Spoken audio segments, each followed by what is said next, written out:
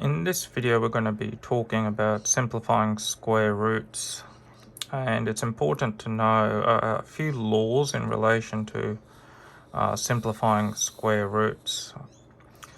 Let's just say you got two variables being multiplied under the square root. You can separate them out and break them apart, and just in generic forms, just say the square root of x is multiplied by the square root of y.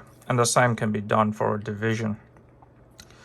When simplifying square roots, you're actually pulling them down to its prime numbers. And it's important to also know your perfect square numbers. And it's really handy to know your square numbers, I'd say from 1 to 10.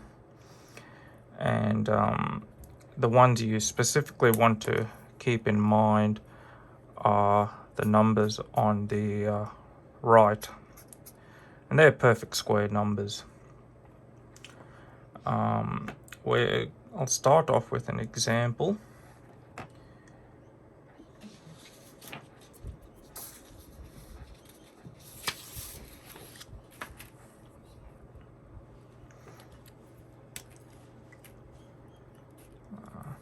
Let's just start basically at the square root of 25.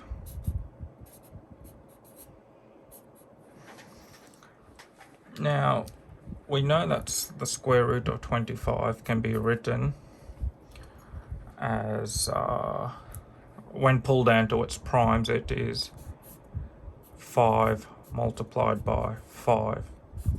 And just for this example, I'm going to put a 1, multiply it by 1.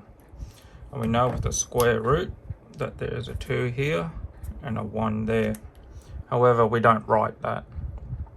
Okay, I generally like to have a rule that if there are two numbers the same under the square root, you can cancel them out and put them outside the radical. So there's two 5s inside the radical or square root. We can pull it out, and you're left with square root of 1 inside the square root, which we know the square root of 1 is 1, so the answer is 5. Now, the reason you can pull two numbers out is based off the index laws. The first index law, whereby if there are any two numbers with the same base, you just add their indexes if it's a multiplication, which in this case it is. So then you'll be left with 5 to the power half plus half, sorry, and you're left with 5 to the power 1. And that's why you can pull it out of its radical. If we can just go back here where it's 5 square root 1, you can always reverse this and check the answer by putting 5 back into the square root. And to put it back in the square root, you'd be squaring it. So you'd be going 5 multiplied by 5 multiplied by 1, and you'd get square root 25, which is what we started with. So you know that process is correct. Okay, so I'll do a few more questions. Okay, so question 1. So you got the square root of 28. Now 28 can be broken down into 7 multiplied by 4. And at this stage we can break that up at square root of 7 multiplied by the square root of 4. And we know the square root of 4 is 2. And that would be your answer, 2 square root 7. Okay, so question 2. let's say you got the square root of 98. Square root of 98, we can pull that down to, we can go 49 being multiplied by 2. And we know and then 49 can be pulled down further to 7 times 7 times 2, which that 2 is.